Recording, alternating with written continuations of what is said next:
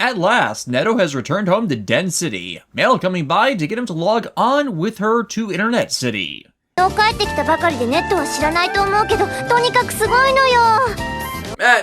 Excuse me, Mail, but you've been in Hawaii with Yaito yourself. You haven't exactly been here to see this place yourself.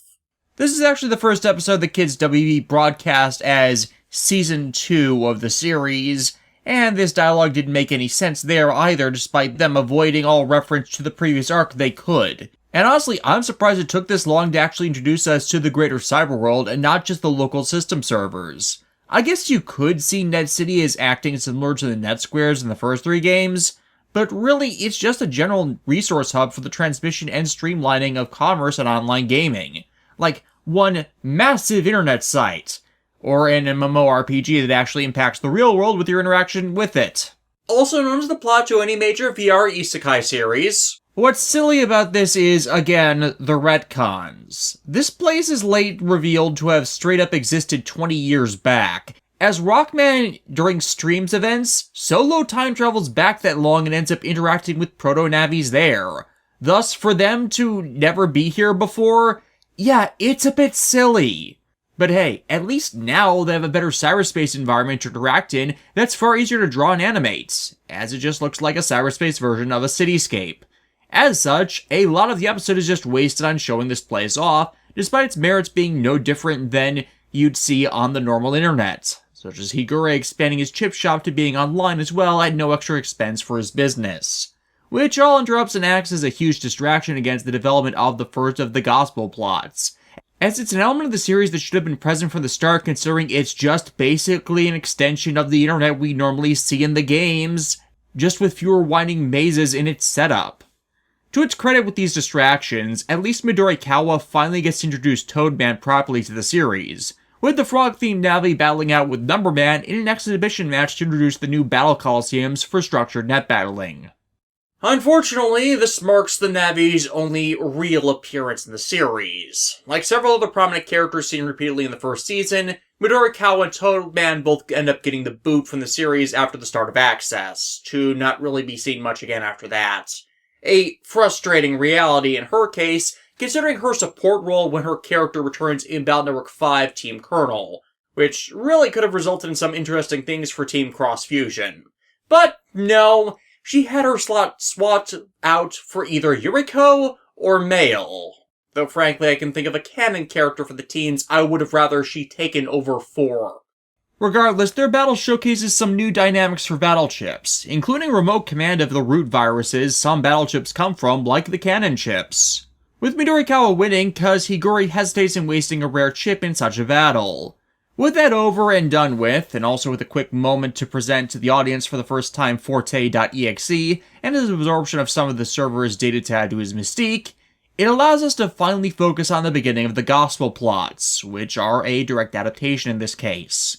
Yaito, while her maids and butler are out restocking her supply of milk, yes, seriously, ends up taking a bath and falling unconscious as her home's ventilation system is sabotaged by Airman and his operator Arashi. Glide alerts Rockman and Roll, with them entering the water heater's server to shut it down, and once again the methodology to how the net areas have changed is showcased. The heater server likewise being a direct adaptation of the boss areas used for Airman in Battle Network 2, whereas all the prior ones have been a bit more random or just completely unspecialized. It is certainly unique into and of itself, since, well, in later material, yeah, they return to the uniform cyberspace stuff. I'm guessing because this was a direct adaptation, it made more sense to do it than not, since there were only 2 games for them to use as source material, while the rest were made after each respective part began its adaptation. But honestly, I would have rather preferred they kept the aesthetic the same between the series, instead of having this one big outlier in the whole matter.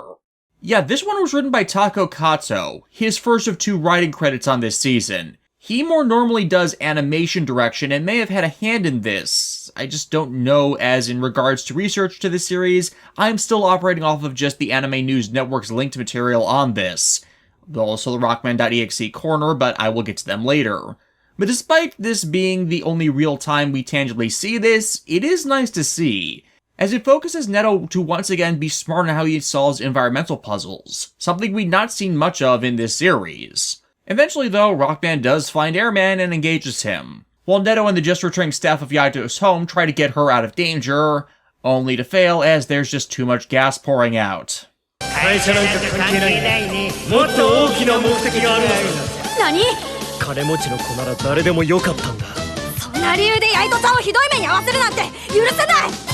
行くぞ、ロックマン! Once again, almost word for word direct lifts from the game. Something we had not been seeing before this. I'm not saying it's bad, but it's not what we've been used to thus far, so it does feel strange. But with some creative use of some new battle chips in the form of Spreader and a remote cannon chip, the pair turned the tables long enough to get the style change to trigger, and well, firestorms are not a good thing to anything air-based. It looked like Airman was straight up deleted here. Yaito recovers and everything looks fine, Arashi ending up immediately arrested by Mason Company, making me question how they even found out he was there. But the Master of Gospel calls them immediately on the terminal Arashi was using, letting him know that, yeah, Arashi was only a patsy and not connected to Gospel's true motives, just given enough power and encouragement to string him along while they work towards their real goal. And telling them this does... what now to the grand scheme of things? For while this distraction was going on, they've caused an internet storm to rain down on Internet City. The wrap-up. Rockman gained some new guns to his arsenal thanks to the version up of the game's story, alongside some new wind chips for Airman's own style of blasting. We have Idol Dance Party, for the return of the net idol Aki, and her wasting a quarter of the episode with an impromptu concert with a god-awfully written and performed song. I have no idea whose fault this is, and really at this point, I could care less. We have It's Just Like the Real World, for Net City mimicking a real city, though I've no idea why it took them this long to do something like this. We have Disposable Minion, for Arashi being just shoved off the series. At least he's not pointlessly murdered and then ignored that he was, like in Battle Network 2, and yes, I am still on about that. Sean murdered a guy and got off scot-free for it. As a start to the Gospel arc, it's kind of a disappointment, though. Granted, getting that city around for a usable environment is a good thing, but it overrides an introductory story for the new back half villain faction. That story is continued in the next episode, though, so it's not all bad, but you just need to remember to watch the two together to get the proper effect of the introduction. Rain continues to fall in Net City, making me question how it actually is affecting things. Apparently it's something along the lines of acid rain, as whatever it is coded as, it is slowly crumbling the structure's data. Maybe it's just data noise interfering with the coding the Navi interfaces are interpreting as rain. Wouldn't be the first time such has happened in a VR environment.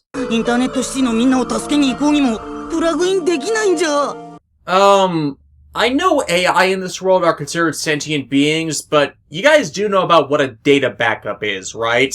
No one irreplaceable by a backup copy of themselves should be there.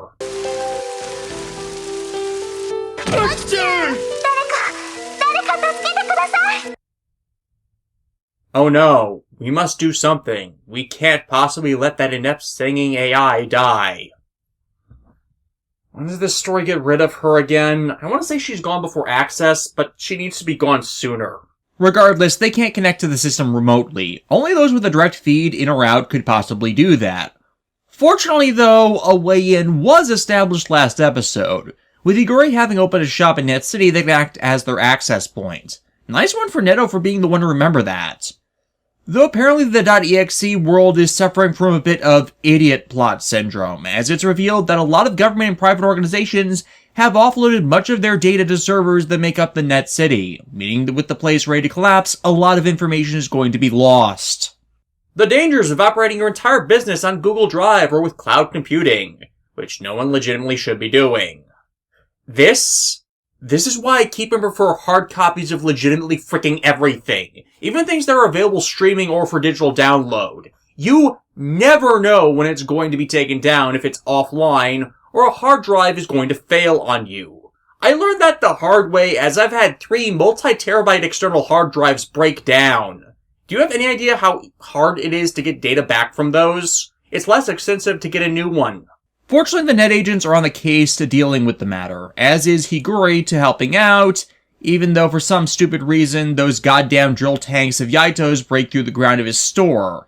Like, what the hell? Was there seriously a problem with just driving? I mean, one of our limos has hovercraft capabilities. Do you have any idea how much it's going to cost him to both fix that hole and fill it back in? It's going to cost him a lot of his beloved rare battle chips. Seriously, Kenichi Araki, what the hell?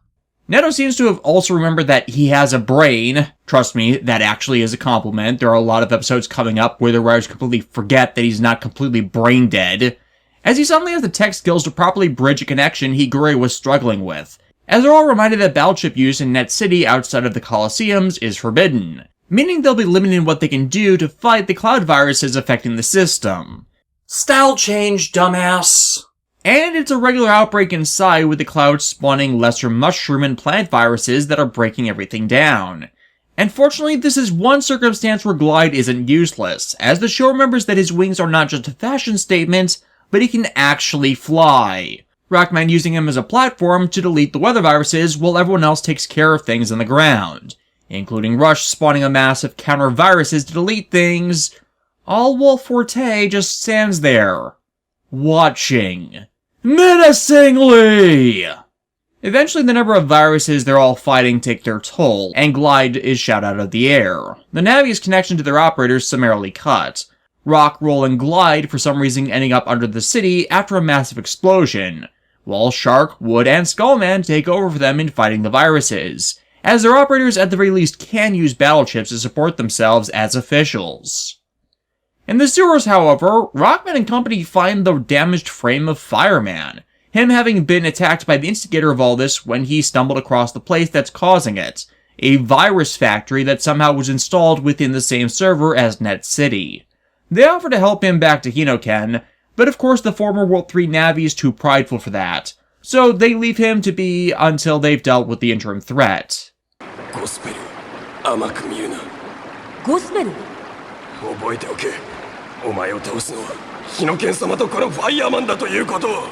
As they reach the factory, the Navi's connection to their operators is temporarily restored, but I think it was done from the outside to allow a defender in, that taking the form of Shadow Man, in his first of many appearances throughout the series.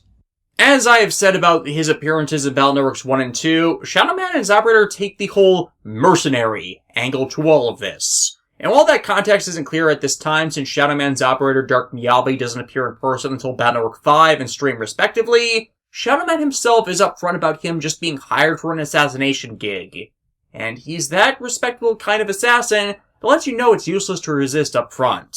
If I was ever looking for a ninja, though I can't really think of many reasons why I would be, cause so many popular ninjas in fiction suck, I'd sure want them to be like Shadow Man. And Shadow Man pulls out the expected ninja tricks you usually see of him, including his cloning abilities, only for Sharkman to come in for the save, though even he's badly damaged from the assault, managing only to deliver to Rockman a license to use battle chips in Net City. Or, you know, you could have style changed. Style change probably would have helped with all of this.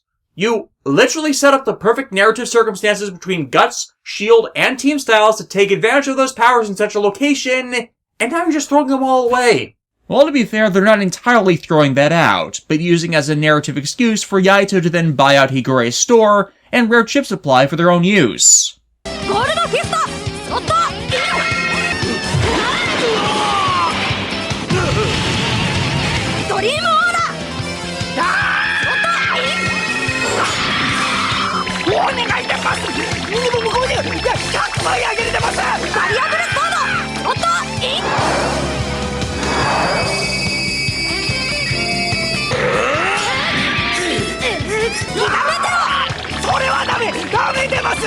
Though I think using a meteor chip was a bit excessive, considering it demolished a decent amount of Net City in and of itself to even get to the virus factory.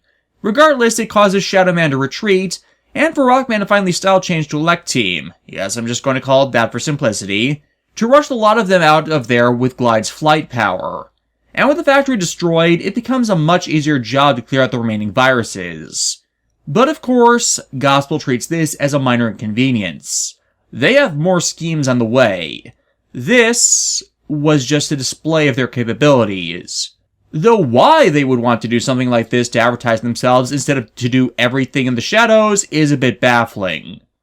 The wrap-up. We have a ton of new chips get used by Rockman, courtesy of raiding Higure's stash. We have narrative punching bag, to Higure getting his shop wrecked for little to no reason. Poor Higure. All of his Mint in Box collectibles got opened. Though why he's so obsessed about Mint in Box is baffling once more, cause he's the one who would need to tag and bag them for putting them on display for sale in his shop. It would be different if they were raiding his private collections, which were in part his reason to open the store, to actually complete that, and to sell everything he had doubles of in the first place so he could find what he didn't have. But why act as if items displayed for sale were his private personal items? At the very least, this gives us the first of many uses of Variable Sword, which becomes one of the most recurring weapons used by the cast during the Access and Stream days. Because if you can actually do the button combo for it, that thing is damn effective. We have Live to Fight Another Day, for Shadow Man pulling out early. The contract shall continue another day. Like I said last time, this is the back half to the two-parter proper introduction to Gospel, and it shows why they'd be a better antagonist than World 3. They actually seem to know what the hell they're doing. For the most part. They're sowing mayhem and chaos, but from a source that's not easy to track, and is a lot more decentralized than just one operator at a time going around and causing havoc. Hell, we've not actually seen one of their core members yet. Just the two hired goons that supplemented a larger operation. While it's not much to go on yet, it shows that the writers were finally able to get their way with regards to story tone, as it's a lot less frivolous than the directionless antics World 3 was pulling. And they're only going to show off more of that as time goes on.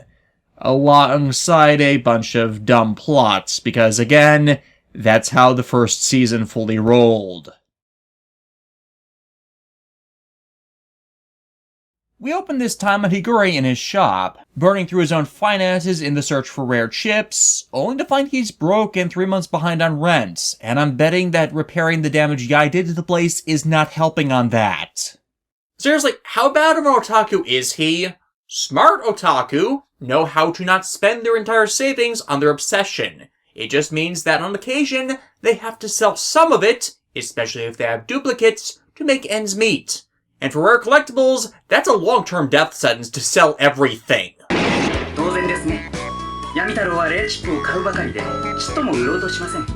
Again, my thing from last episode. He really should not be that bad with this when the entire point of a store is buying and selling. If you've got duplicates, sell them so you can get the ones you don't have. If you want a duplicate of a rare item in the long term, wait until after you've cleared out the rest of the library in case you manage to find it on sale or have a duplicate of something someone will trade for. This is not that hard. But who should come to his rescue but, Radical Left from the Venture Brothers? Yume? A dream called life? This jump cuts us to a bank, which is summarily raided by Magnet Man, who sows chaos in their security and screws up all the bank accounts. Higure ending up getting a massive payday from this bank fraud, and acting as Magnet Man's operator, Goss Magnet's unaware accomplice. Goss himself is exposited on a lot in this episode to set him up in this incarnation, having taken his own inheritance from the Electel family fortune and invested in making his own company, which resultingly has had its own streak of philanthropy, volunteer work, and land development, making him also a direct bankroller for Gospel's operations.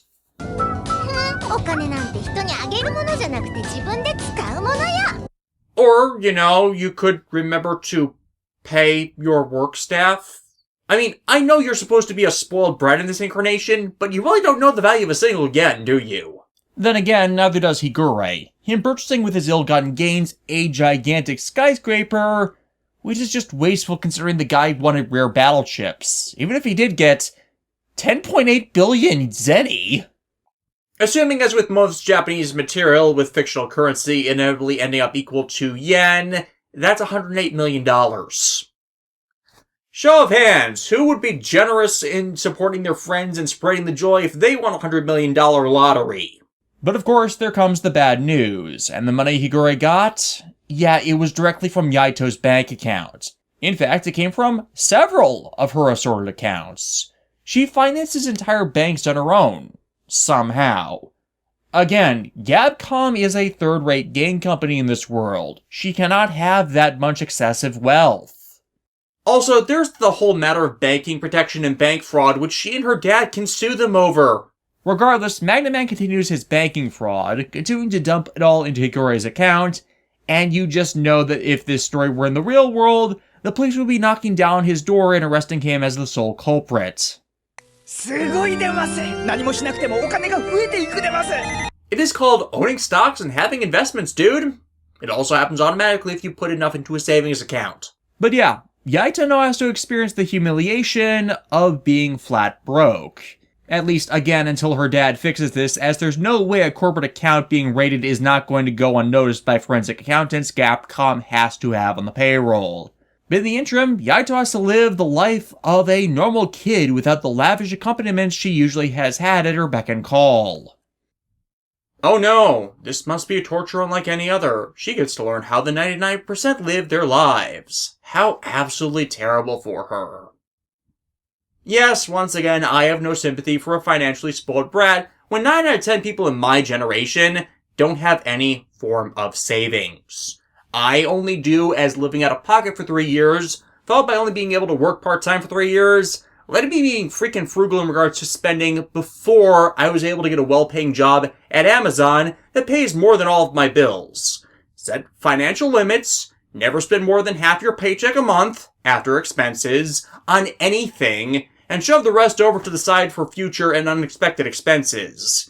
I'd add in, it's not that hard to the back of that, but admittedly, not everyone has the financial security to follow every step of that because we are paid so badly in the West. Which again ties into why it is so easy to get irritated at Yaito on this. For Japan, they just finished living through the lost decade, a period of enormous financial insecurity brought about by a housing bubble bursting in the late 80s that left most of the country broke. Some feeling that lasted through the 2000s as well. Wages and pay are not exactly great even now for them, as housing still costs exorbitant prices in populated areas.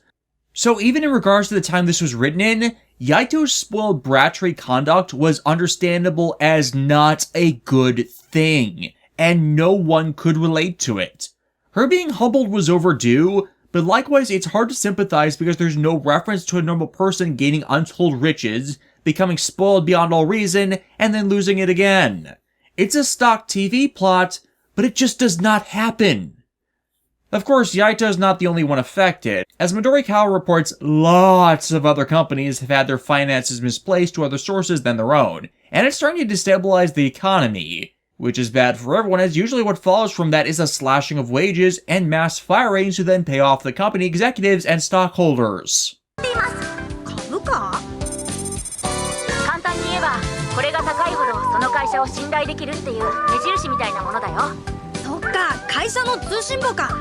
Oh, if only it continued to be viewed as such. And again, the money is being stolen from the company executives and stockholders, so it's not like it could be hidden there as it's flowing into the bank accounts of the destitute.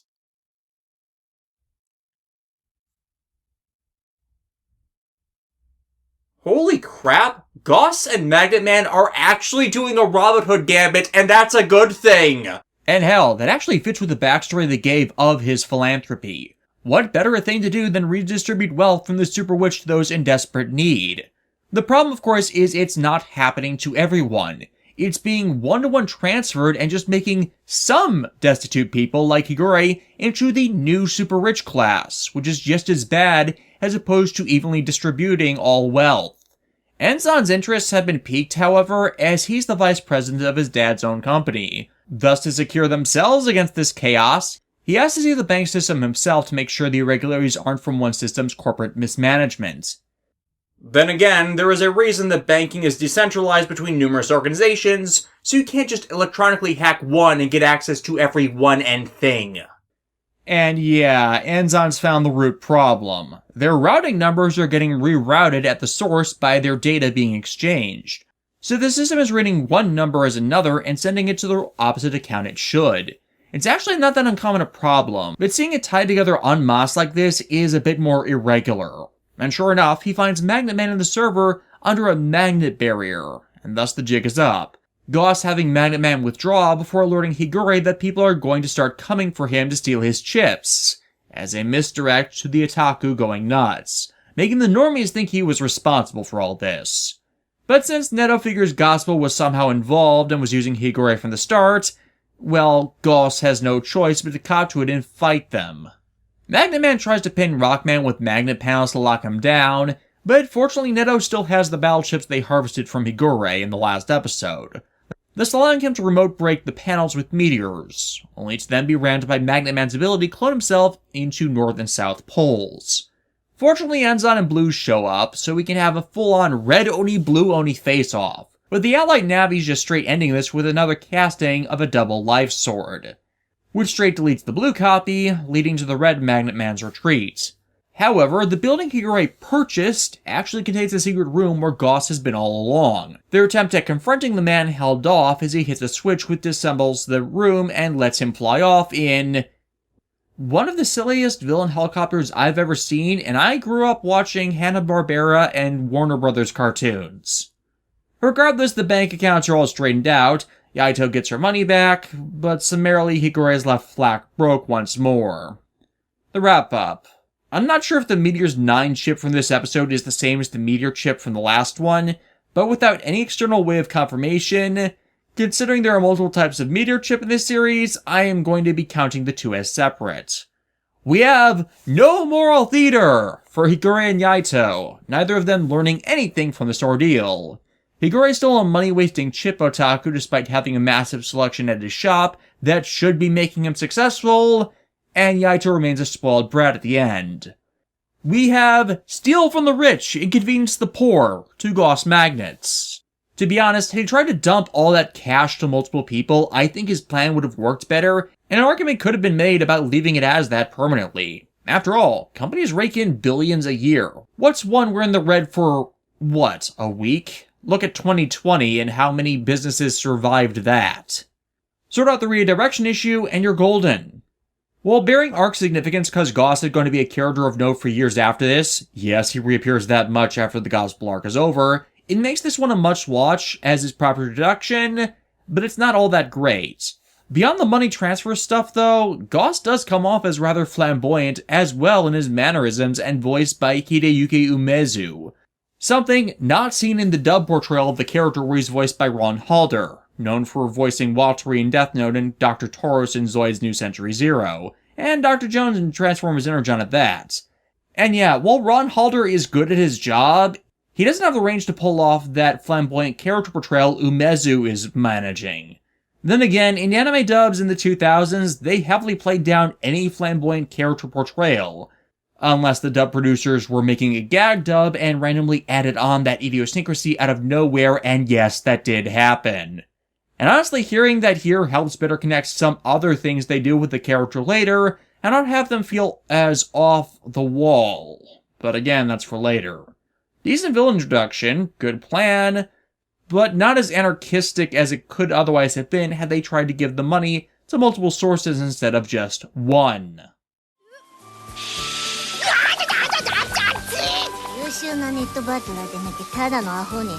I mean, mainly when certain writers are flanderizing him as an idiot, maybe.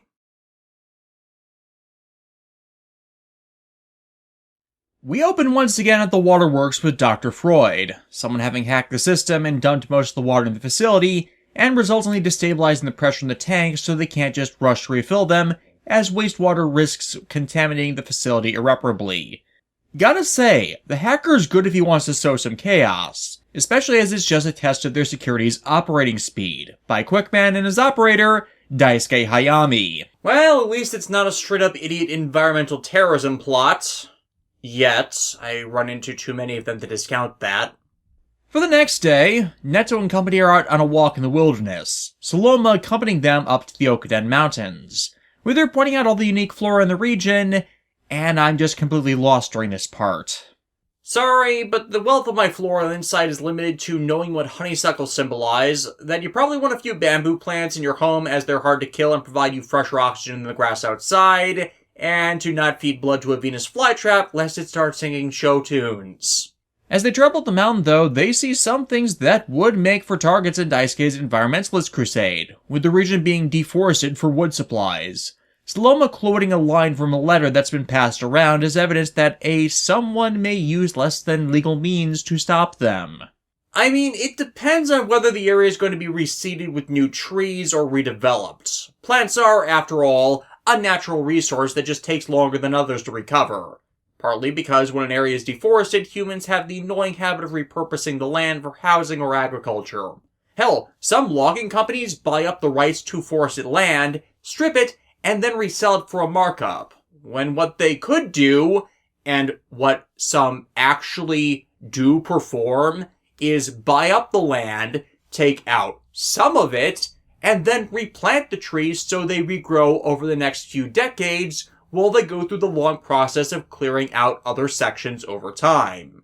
You know, actually consider long-term gains beyond what's already there, because it actually does take literal decades to clear out a forest. If they keep replanting the same area and then harvesting it later, then there wouldn't be a concern about overlogging cutting that badly into our oxygen supply, or older forests growing so dense that a single spark sets them off. So yeah, it's the obvious naturalist Aesop that can be seen as a flawed one, depending on if this logging is going to be replanting these trees, or even if it's a physical stopgap against the forest being set ablaze every year like what is happening annually in California to its forests right now.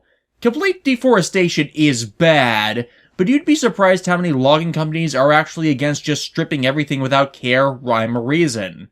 After all, they would go out of business if trees all went away, and they can't have that. Really, what we need to do is just keep planting more trees than the amount we take away. Unfortunately, that nuance is not exactly here, as this is an adaptation from Battle Number 2, and this is an episode by Keiichi Hasegawa. And as much as I like Hasegawa's work, he is also known for some crappy stories on occasion, and you never hand him an environmentalism story, as nuance about environmentalist issues is almost always lost and goes to die. In actuality, Daisuke has been implanting all his threat messages with images of this mountain, in part as a cry for help against the siege in the wilderness he feels is happening, with the dam there as his next target. Saloma, of course, makes her way to investigate with the help of her cover, though it also helps that she can keep an eye on the kids to protect them from— holy crap, that boar is huge!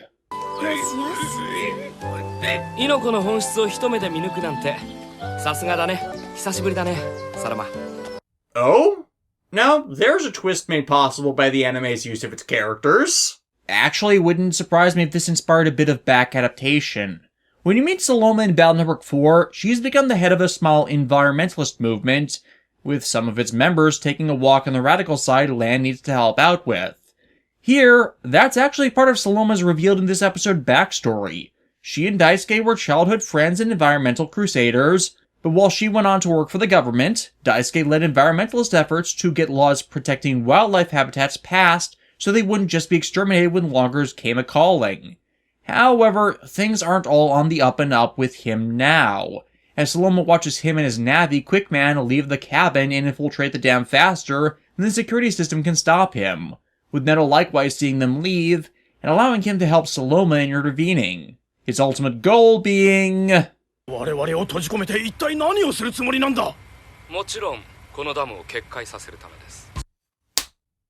because of course. I already went over this when I reviewed Battle Number 2, but when you break a dam, yeah, whatever's downriver, be it wildlife or people or plants, yeah, it's getting killed from the flooding. To say nothing about how it will horribly upset any fish habitats that have grown in the artificial lake. Dams are not the enemy of environmentalists. While there is wildlife displacement when one is first made, it then allows a different ecosystem to take root in the waters, and the environment downstream actually ends up more stable as it helps to even out water flow over time due to the constant flow the levees can provide year-round.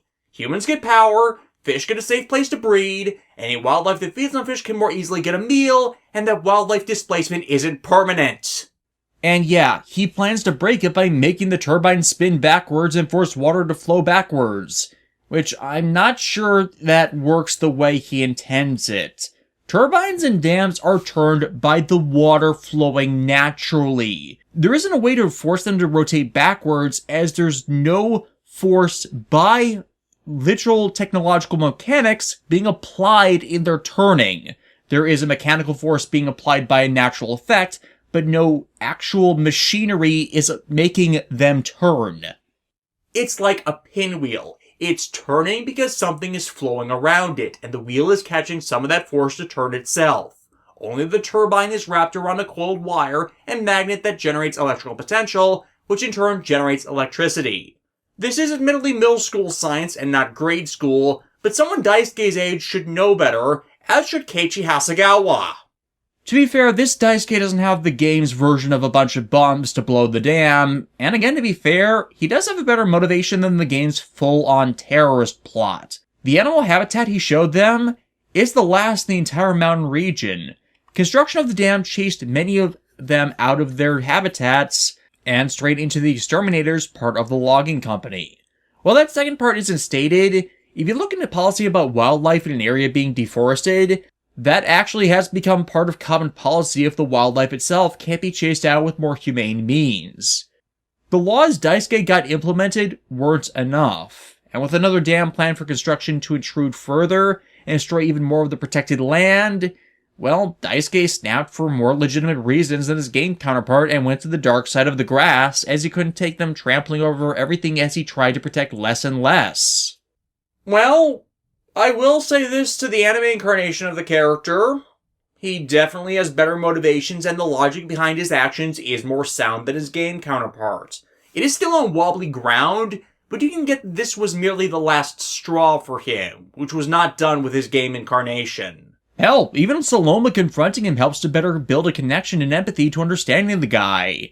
If only his message made more clear his motivations, as his elaborating publicly why he's doing this would certainly more breed public support than just saying, "I'll destroy the mountains where nobody lives if you don't comply with my demand to stop building a dam and killing nature."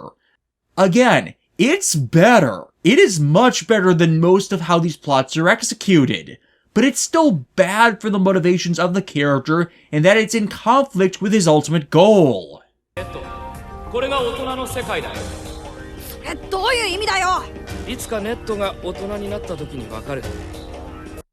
an adult that looked into this matter, and I really don't.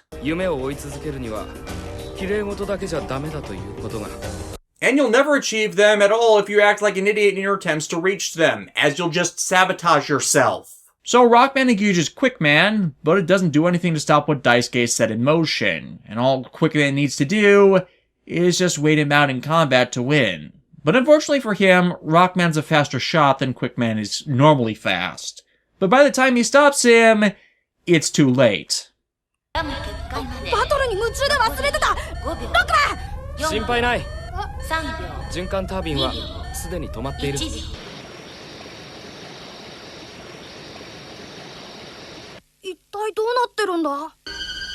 Where's the kaboom?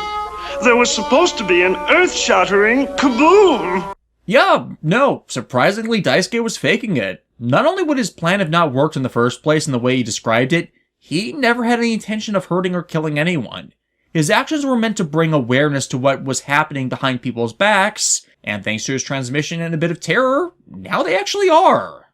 Okay, if I'm being honest, that was a legitimately good twist. Everything about this episode I have said before is still valid, but if you had no real intentions of going through with it, it makes it far less dumb, as then, what I was criticizing, it matters far less. Unfortunately, Gospel thought he was actually going to go through with it, and decided to spend backup in the event a Navi came to stop them. Wait, Cutman actually killed someone? How? Like, he's kind of consistently a joke character across all of Mega Man media. And keep in mind, this episode isn't just one of those that was played out of order in original broadcast. Basically everything that had to do with Cutman was actually cut, pun not intended, from release in America. Oh, it's on the DVDs out of order as well, but it wasn't seen here. But to defeat him, Netto tags Rockman into elect team style and extension chips in Woodman's power to help him, which one-shots Cutman out of there, the group managing to shut down the turbines before any damage can be done.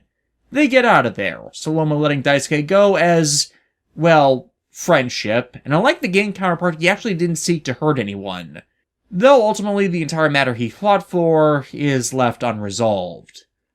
The wrap-up. We have star-crossed lovers for Saloma and Daisuke. This very easily could have gone the wrong way, as his game character is just a dumbass, but from him being so mellow, despite his resolve, it makes the two having a long-standing attraction actually work, and make the guy have some appeal as he's not a complete jackass. We have environmentalist propaganda to Keiichi Hasegawa, who wrote this episode, for not doing his damn, pun, research on a matter. Though again, since the whole thing is a public awareness fake-out, it makes it less irksome than the game version. And we have narratively appointed dumbass, for Netto acting like an idiot all of this episode. He was doing so much better about this, and then this all happens. Overall, thanks to the fake-out twist at the end, and the Cutman appearance for the betrayal, this episode actually works. It appears to initially go through the expected tropes of an environmentalist episode before pulling the rug out, and ironically, that actually makes it workable for me. Some might disagree, especially since in general, I hate environmental terrorism episodes and events as, oh boy, do so many writers completely fuck them up, but simply by being a subversive to the standard tropes helps it get over the general hurdle faced with such a plot. You give the pro-environmentalist message across without making it anti-progress, as the two do not need to be at odds with one another, as entertainment media often ends up making it seem. As the biggest problem that screws over the environment is corporations, corporate waste, and them not fixing things now that there is a solution that makes them not need to pollute. I hate to say it, but I wish more of such episodes were like this, as with how many bad ones I've seen, I went into this one expecting to hate it and Daisuke's character all over again. That I didn't once again speaks to how, no matter his issues, at the end of the day, Keiichi Hasegawa is ultimately a good writer.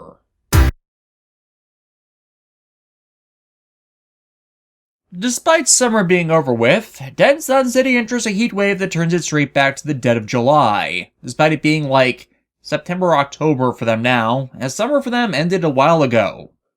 Yeah, we're living in those kinds of times right now. After 2 weeks of 89-degree weather in June of 2020, it turned itself back into the 60s. Then in July, August, September, and October, it got unseasonably warm for those months. Then, this year, in 2020, when I'm recording this, I moved into the house I now live in the middle of a blizzard. It was the middle to end of April when that happened. You don't have blizzards in April. Now, to be fair, it's technically better than snowstorms throughout October, like happened in 2019, but the weather now is just all screwed up as when it shows up.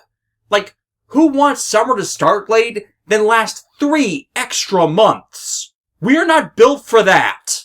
Well, fortunately, a new robot animal has made its way to the market. An Arctic penguin with built-in cooling fan, with Freon cooling action! Ah, delicious Freon. And because a heat wave is going on, these personal cooler robots are everywhere now, being distributed by a new company as their supplier, with Karo Midori, of course, providing a special new segment about their popularity that sounds more like a paid infomercial. Which of course means they're completely evil, right?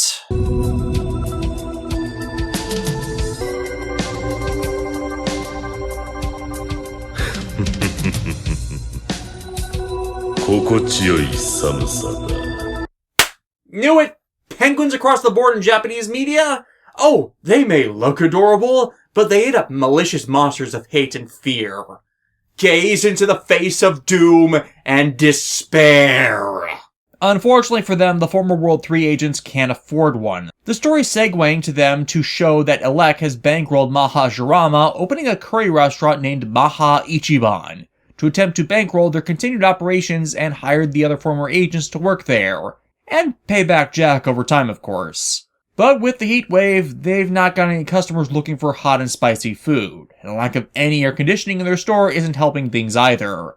The only ones here not out of sorts on the matter is, unsurprisingly, Hinoken, who's running their deliveries, and also this guy, who comes into the store because of the specific lack of the damn penguins, which are being investigated by the net agents due to them so suddenly entering the market out of nowhere. And sure enough, Gospel's branded microchips are all over these things. Okay, who brands their tech products like that when you're a terrorist organization? Why advertise you are who you are? Now, if you're familiar with the storylines for the games, you can see the plan from miles out. Freezeman uses Net City as a transmission tower to activate hidden functions in all the penguins that flash freeze Den City and lock down the entire place and the people within it. Neto only escapes being hit by chance, but he's the only one left of the regular crew as even the net agents fall prey to one. For those of you who are not familiar with Celsius, that's a steamy 251 Kelvin. Nah, I'm screwing with you. That's negative 7.6 on the Fahrenheit scale. The only place not frozen solid that can be seen, ironically, is Maha Ichiban, which Mahajirama is just keeping too damn hot.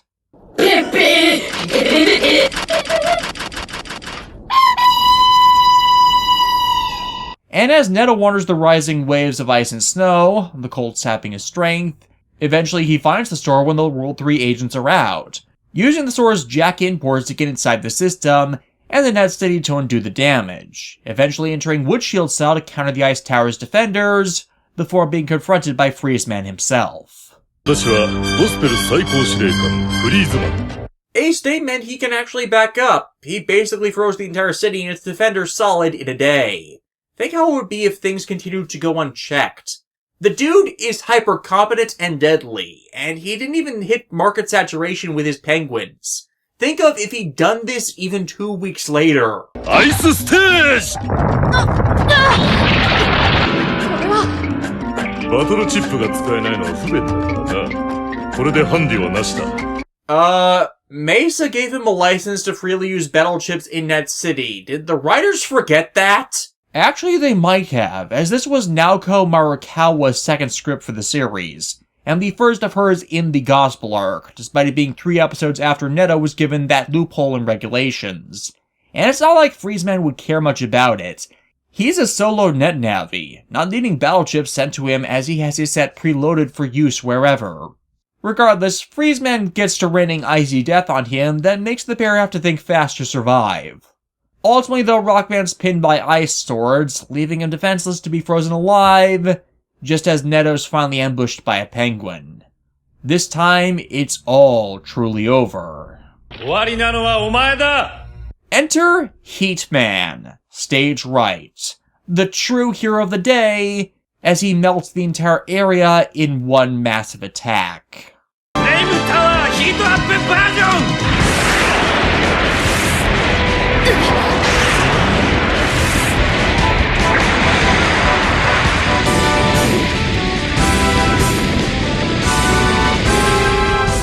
But who was that Navi, and who's its operator? Well, that's why this is a 2-episode review, as that info, yeah, it's given in the next episode, which was intentionally made out of chronological order to then be a flashback episode after the fact, as otherwise it would undermine the legitimate threat presented in this episode if we knew the way to fix it in advance. Unfortunately, it was undermined by, well, one thing. It wasn't aired in America. Yes, seriously. The episode that explained the Aspel victory and legitimized it, Kids WB intentionally chose not to air. It was broadcast in Canada, and actually did end up rebroadcast when the NT Warrior dub would make its way in as reruns on Cartoon Network. But for American watchers without basic cable, there's a pretty big hole in the story, and one detrimental to the character depiction of Heatman's operator, as yeah, it's Hinoken. So if you didn't see the next episode at all, and only remembered Fireman last being seen in the catacombs under Net City, and weren't aware an episode was skipped, you take away the interpretation from it that Hinoken just abandoned him like a complete asshole for a Navi with magnitudes more power, and you can't empathize with that!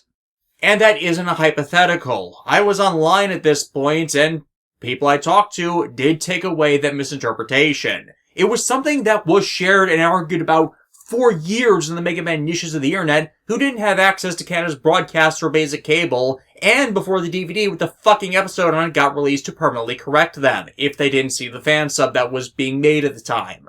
Though considering there is still those who think Sean and Battle Network 2 created base.exe, some people just don't learn. I actually saw the episode in reruns, thus leading me to remember it quite vividly as, goddamn does it leave an impact on you.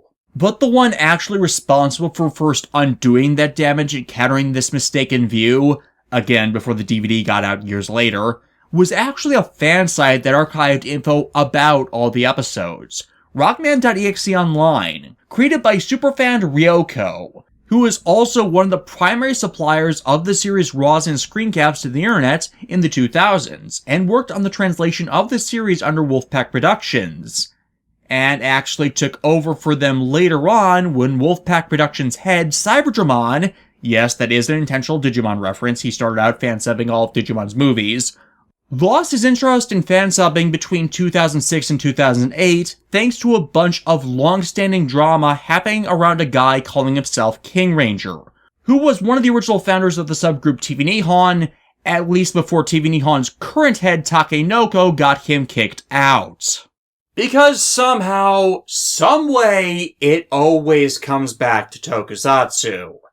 There is a long story attached to this, and I only recently learned of it, but the short version is King Ranger, when he ran TV Nihon in the 2000s, was kind of an elitist gatekeeping asshole to the point he banned any dissenting opinion to his own, discussion of subjects on his board he didn't like such as Power Rangers, or the work of other unaffiliated fan subgroups, and any quality control corrections anyone posted about his or his friend's work, as he was one of those jackasses who thought they were infallible. They weren't.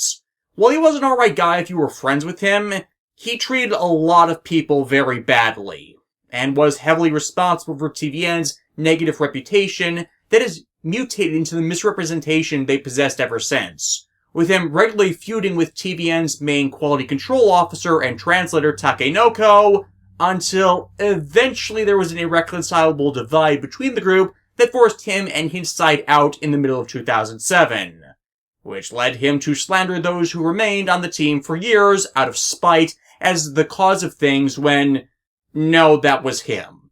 Most of the hatedom for TV Nihon either comes from word of mouth about King Ranger's misconduct from 2002 to early 2007, or lies he spread when he left, which people have ad nauseum repeated in more and more distorted forms ever since, as they never bothered to get the actual story.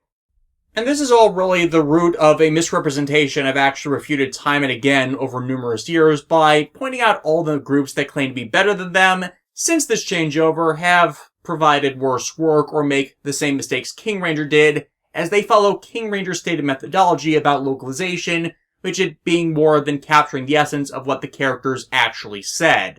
And likewise, the early tenure of TV Nihon that it's error-prone or has been used as big points of mockery, yeah, those come from King Ranger's tenure, or the period right after the Exodus, where half the team was gone, and those left had to suffer heavy work crunch to even get anything out.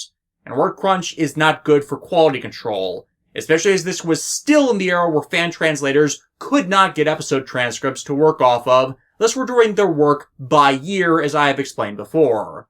But after Takenoko took over the group, they became far better at addressing quality control issues and translation fixes as open admittance that everyone is fallible, with the resulting quality jump in their work doing more than anything to just speak for itself. And I am an individual who came in after that changeover, thus why I have been baffled by the hatedom for them and voiced that in my videos for the last 10 goddamn years I've been doing the reviewer thing. But idiots, of course, believe what the hatedom says is still factual, despite the underlying cause for those things being gone for almost 15 frickin' years, and doesn't accurately represent the incarnation that exists now, or acknowledges the errors prone in other groups that, yeah, do actually do worse than them than even their early days. Cyberdramon's involvement in this was he was close friends with King Ranger, and their respective groups in those days had a lot of support and collaboration between them. Specifically on the anime TV Nihon sub back then, such as the Japanese exclusive Transformers series. And when the drama that led to King Ranger's exodus happened, he became disillusioned with fan subbing and over time just stopped doing it. This is as far as I have been able to find why the translation of the Rockman.exe anime stalled out in the mid-production of stream subs, leaving others to pick it up later on, and a factor in why the series translation is still not done at the time of writing and recording this video. There's likely other causes, but I have not been able to get first-hand accounts for much of this. Most of this reconstruction I got from old discussion threads from other fan sites and forums stating that this is what went down. Just goes to show once again that whenever Team Nihon bashing comes up in fan sub circles, that most of the people doing the bashing are taking things out of context and talking out of their ass. Now, I bring this all up as back in the day, before crowdsourced information archives like the Wikia sites echoing Wikipedia really took off, you had fan sites like Ryoko's be run and provide superior sources of information in advance of even the translation teams working on subbing or importing them. I actually discovered this site in the middle of Access's run on American airwaves in 2005, and it's what let me know about all the big events coming later in the series, what had been skipped, and also what was happening in Stream and Beast.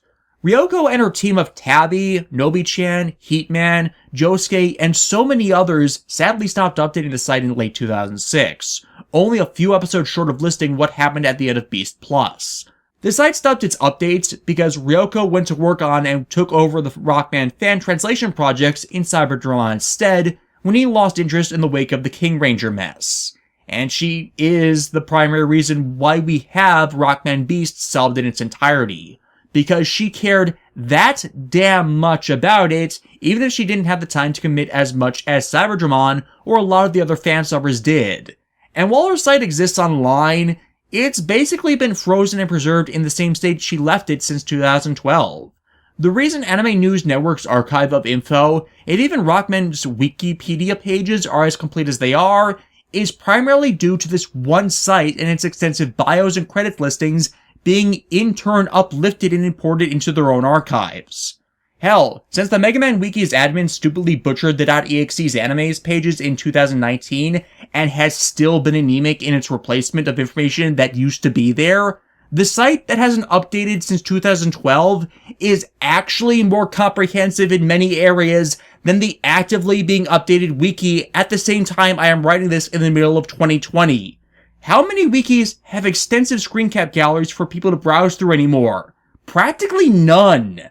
Hell, they're the ones I got my translation for Beast Somewhere from when I inserted that little AMV into my Battle Network 1 review, as it's actually the most accurate of them, and I actually got the song originally from them in the first place. My point in bringing all this up is they put a lot of effort back in the day into providing accurate information, resources, clips, and translation, alongside correcting fandom errors caused by the improper import of the series, thanks to Kids WB's mishandling of the property in broadcast. And even after all these years, it is still a reliable source and relic of the heyday of fans coming together to get info on sites that didn't get a proper import to show them the love they deserved. They were the go-to site on this anime series, and a role model by which others who endeavored to do the same were compared to, as their effort was that cohesive and complete, at least until their site and translation projects went dead.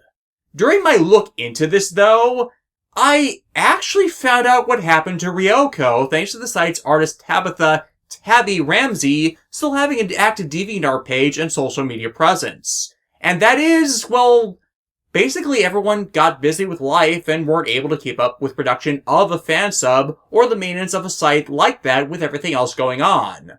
Ryoko got married in 2015, moved to Madison, Wisconsin, and got a job as a photography lab manager, which has kept her so busy that any further progress on the site and a fan sub was beyond her. Though she has no intention of letting the site be swallowed into the digital abyss due to the fond memories she still has of making and managing it with her friends. I was actually very happy to learn that, as otherwise all I could find was her making posts about how sick she was feeling in 2012, and for the longest time had thought the worst and she had died from illness. But then I checked the backlog of Tabby's pages, and right there was a link to Ryoko's own DeviantArt page, and it turns out I had actually been unknowingly following the woman responsible for the site since 2006 when I favorited several of her Mega Man Battle Network art pieces she had posted on DeviantArt. Life's funny like that. Anyways, episode 37 opens with Hinoken and Fireman hospitalized in the wake of them being attacked by Freezeman back during the virus factory incident, and all the former World 3 agents worried about them, as Fireman has suffered critical damage to his frame, meaning he's completely unrecoverable. Which is where this guy comes in. If you don't recognize him, meet Mr. Famous himself, Meijin Kawaguchi. As is revealed, Fireman got the damage he did initially by World 3 learning of the virus factory, and Hinoken went ahead of the others to try and subvert it towards their own ends. And it did not go well. By the time their other Navis managed to catch up after fighting through the virus horde, the scene with Rockman had already happened, and Freezeman had summarily come to collect what was due into his icy cold grip of death.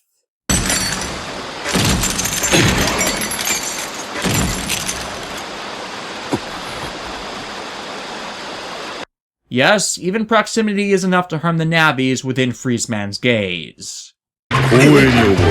お前ごとき雑ナビがゴスペル最高幹部のこの私にデリートされるのだ。キャノンスロットイン。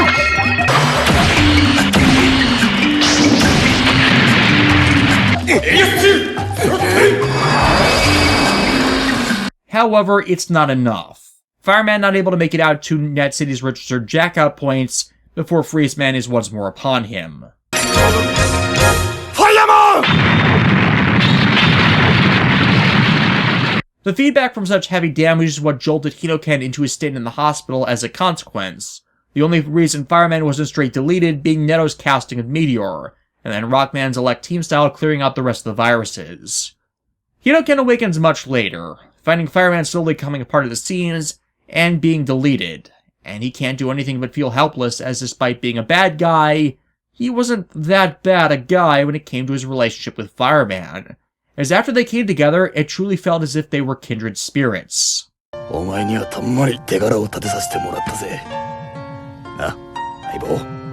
he can't imagine himself being with anyone else but him.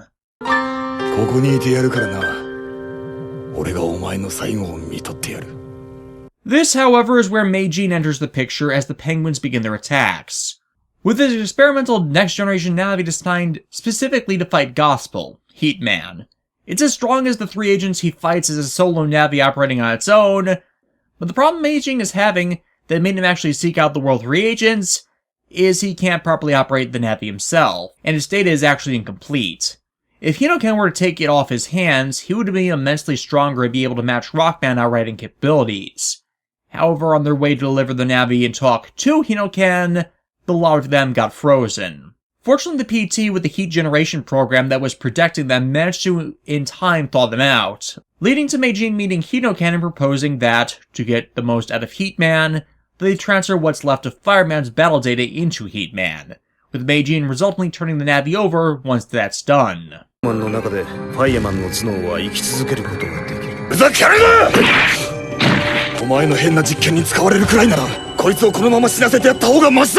Though surprisingly, it's Midori that talks sense to Hinoken and gets him to ultimately accept.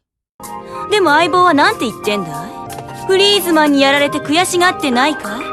あんたはいいさ。そうやって一生喪に服してりゃ、もう一度生まれ変われるものなら、生まれ変わって、アクション！奴と戦いたい。そう言ってないかい？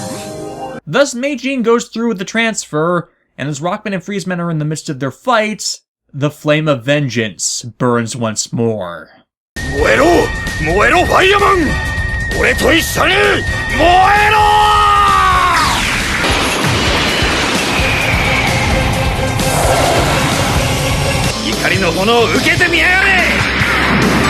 You know the story from there. Heatman's debut melting Elsa over here, and his plan being thwarted.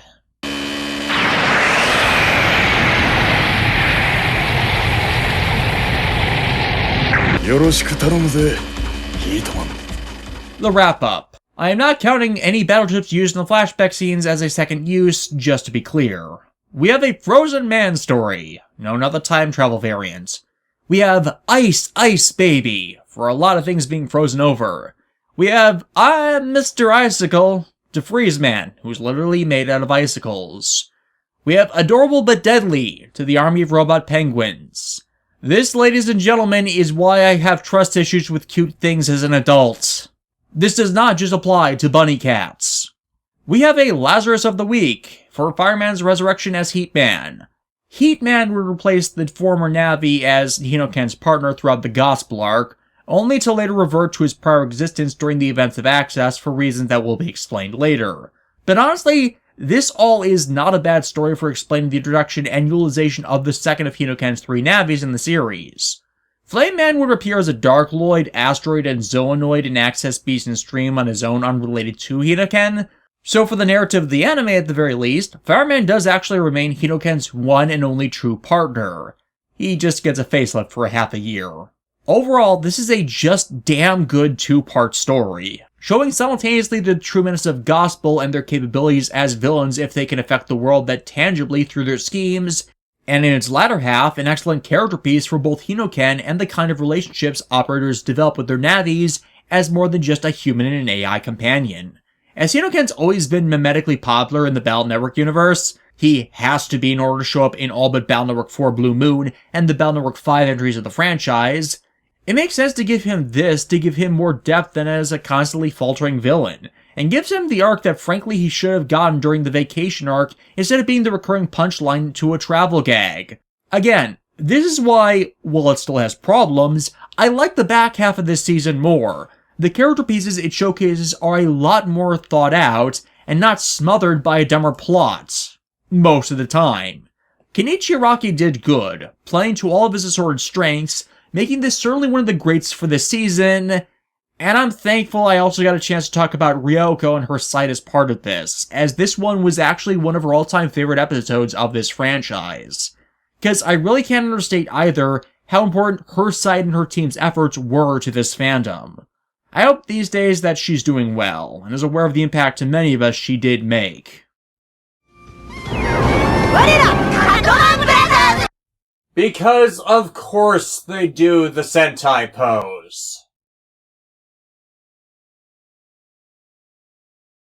We open this time the stage of a period movie, starring Cutman and a Rockman copy, trying to sell Cutman as a classic samurai rogue cool guy as you'd see in movies of an older era. And not as a protagonist to Kill la Kill. Did he download a bunch of period dramas? Please tell me he didn't download Saheiji of the Wind, Panic Revenger, because I know what results from that. And yeah, this is likewise entirely fake. The Codman we saw before has an army of younger siblings, who are being entertained with a heavily edited version of his own exploits. And who says the victors are the only ones who write history?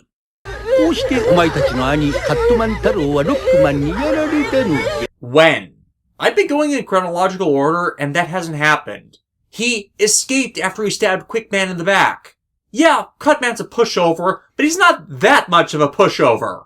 Thus, the Cutman brothers, literally named from variants of the numbers 2 to 6 in an olden samurai style, decide that they're going to get back at Rockman and give him the supercuts.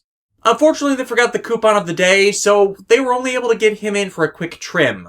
The fact that there is an entire Cutman family just raises all sorts of questions that don't actually have any answers, and I've decided I'm not going to waste brain space on. Because the answer to all of them is pretty obvious.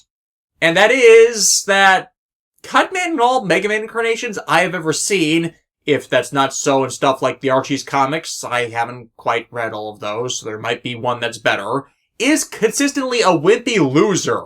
Thus, the only way to make him a legitimate threat is to have many of him around.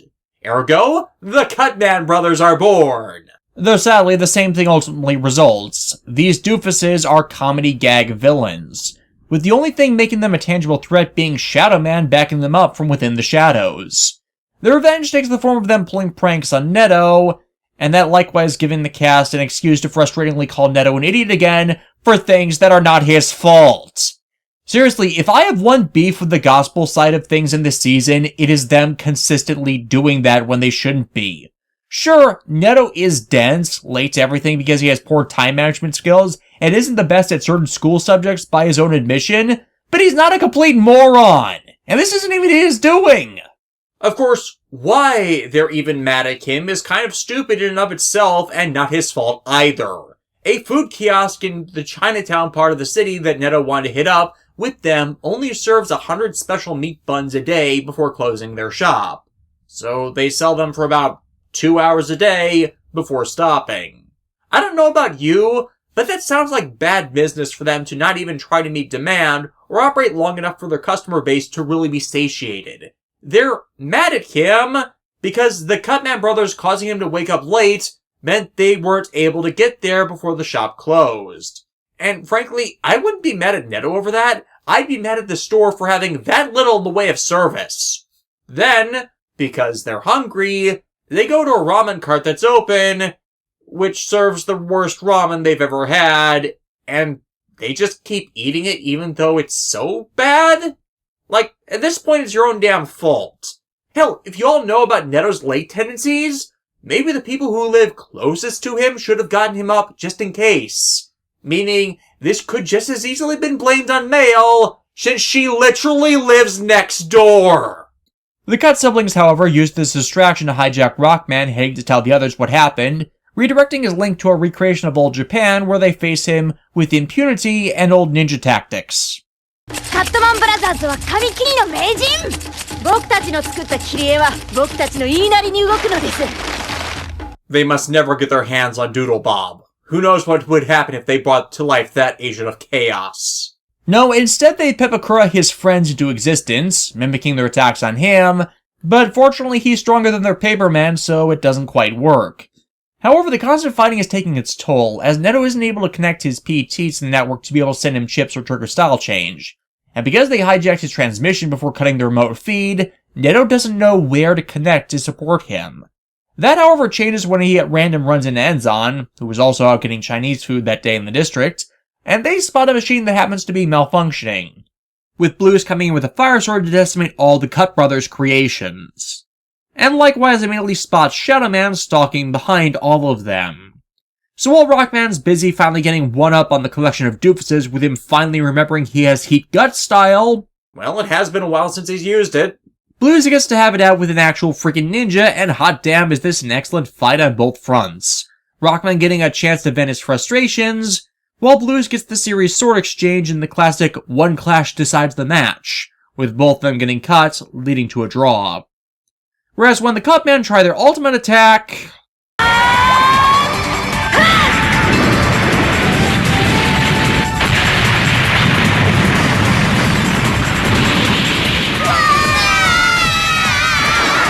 And thus proving once and for all that Rock beats Scissors. The wrap-up. Nothing new here on the battleship front. We have foolish little brothers to the Cutman brothers for taking vengeance for the death of their eldest, who died off screen because he was that pathetic. We have recurring punching bag to Neto on the gospel side of things, really bashing on him unnecessarily. I really don't get why they're doing that. This one is uneven. It's got some of the better aspects of the gospel arc going for it, and some decent sight gags, but the subplot going on in the interim just doesn't work. It's actually unsurprising that this was another episode skipped in broadcast for the US, though that in turn would only create plot holes down the line when the Cut brothers would appear again later. They are recurring antagonists after all. And it's another one where I don't get why they would skip it. Were they afraid some kid would go around running with scissors? Hurt themselves playing with paper? Honestly, I just don't know.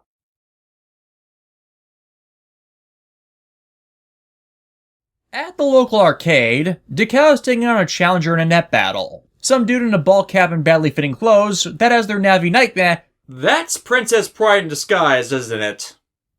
Man, I prefer her Battle Network 5 and stream outfit. Oh, and if you're curious, yes, this was another episode aired out of order, despite introducing a character that has more appearances than this. This is apparently her 18th straight victory that day in these matches, as she's just out having fun. Rockman her next opponent, but before they can battle, her guard comes in and causes her to run. And Neto chasing after her, thinking she's in trouble, only once again mistaking her for a guy in doing so. As she explains under her cover name, she just came into the country from her home in Creamland and wanted to do the whole tourist thing in the country. But her bodyguard force wasn't the most accepting of her diverging from their schedule just to sightsee. This anime also clarifies something I screwed up majorly back in the review of Battle Network 2, which I didn't realize at the time. Though considering we don't have the best map of the world and localization kinda messed up the naming of the regions, well, I hope that's a relative mulligan on the matter. In the anime, Kingland is the England equivalent, while Creamland is an Iceland equivalent. You can understand my confusion on the matter though, considering most generally relate the image of knights as being in relation to Europe proper, and thanks to Arthurian lore, Great Britain in specific. And the region they went to in Battle Network 2, where Pride was an enemy, was visually inspired by Great Britain, but narratively it was said to be the America equivalent. There is just no winning on the matter. And it didn't help she wanted to do it as a normal person without the whole pomp of a princess thing hanging over everything. Neto of course misunderstands and just takes her around the places he knows the best, not necessarily the popular attractions of the region, but it's with a sane intent and kind of what she wanted, of seeing the commoner's angle of the world that gives a better representation of the people than is just seen out of the high society elitist side of things. やらなきゃならないことが3年先まで全部決まっててね。 2 years from now, save the world from virus-infested Navi clones and a world-destroying AI? Who is writing this? もちろん休みなんてない。もううんざり。 Unfortunately, this edition of Midori Exposition Bot Exposition risks exposing Pride's identity to Neto, as she broadcasts an expose on Nightman and his newest antivirus technology that Pride herself created, making her treat him a bit roughly to avoid him learning about her and having someone else treating her in the way demanded of her station, instead of just as anyone else. お姫様か。好きなこと何でもできるんだろうな。そんなことないよ。いつも笑顔でいなければいけないんだ。とにかく、お姫様だって普通の人間。 But, with Pride out carrying Nightman and the antivirus program with her, and before that system can be mass-produced, that makes her a target for Gospel to eliminate. Thus, as Neto calls in his friends so there's a group to have fun at an amusement park with, and her guards catch up to her, everyone ends up being chased from all sides throughout the park. I gotta say, Pride probably needs new guards if they're being thwarted by elementary school kids. Though with the pair getting splashed by one of the attractions and having to change clothes, Neto finally realizing Pride's a girl from the outcome of that, the entire day's events take on a more date-ish atmosphere. I'm pretty sure Pride is younger in the anime than her game counterpart, but even a few years difference can end up creepy if shown wrong for someone at that age. Hell, for some, a 14-year-old Japanese middle schooler showing interest in dating a high schooler that is a year and a half older than her is bafflingly seen as creepy, and they consider it such not due to the small age disparity, but because of the schooling brackets that they are qualified under. Even though that's the same thing as a freshman high schooler and a junior dating in Western countries, and there being absolutely nothing wrong with that. Fun fact, one of my friends in high school did just that when they were 14, and their girlfriend was 16, and no one had issue with it. Point is, a lot of the time, you have to wait until puberty hits before shipping two characters with an age disparity of more than 2 years. Though it explains why the latter material for the series treats her as having grown a minor crush on the younger boy, as Neto is legitimately the first person she has interacted with that doesn't treat her any different from the outset because of her status. Thus they end their day with the net battle that got delayed earlier.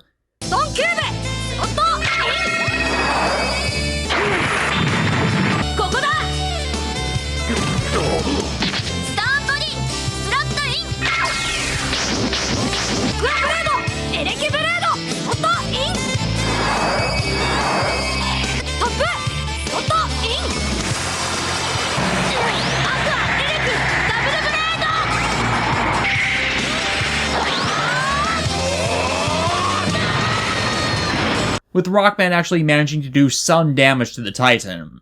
However, this is where Gospel comes into things, Shadow Man attempting to delete Nightman, and disabling Neto from being able to send Rockman support by hijacking a giant stuffed animal crane game to put him out of commission temporarily.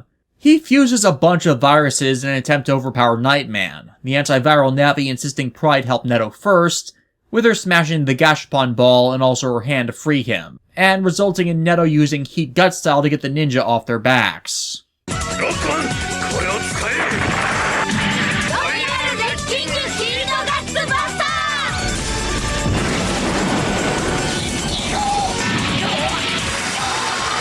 Them continuing their own net battle is called off by Neto though. It wouldn't be fair with both the Navis damaged.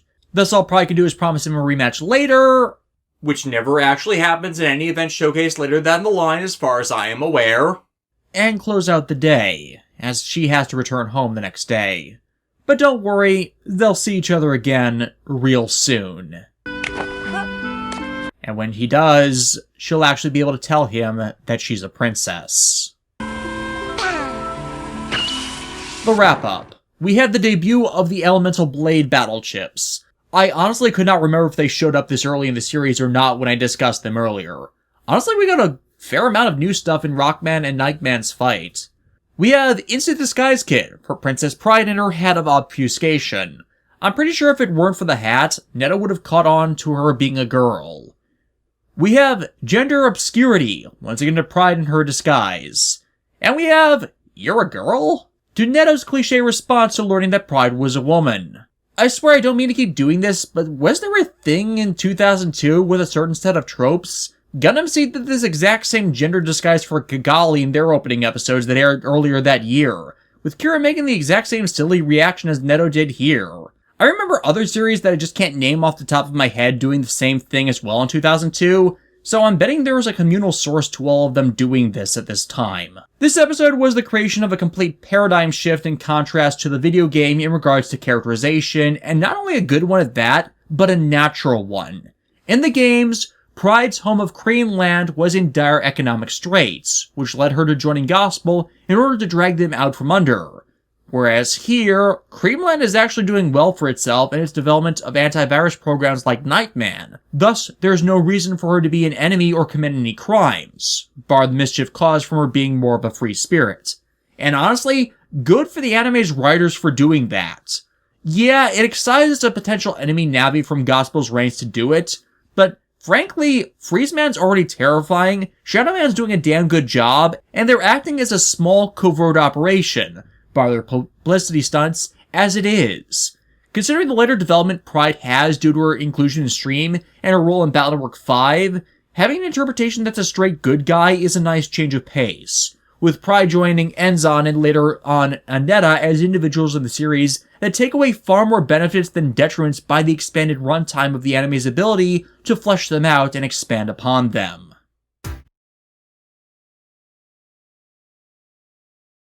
So as I've said before, the first anime season primarily adapts Battle Networks 1 and 2, with a few elements of the third game that had been leaked to the writing staff sprinkled in.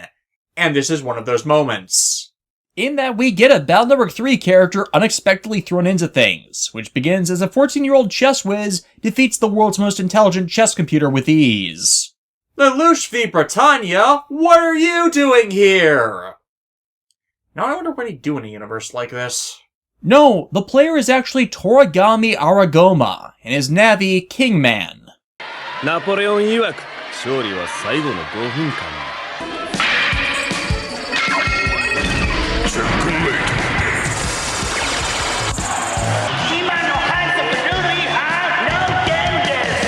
I mean, it pretty much was. You were playing chess, not net battling.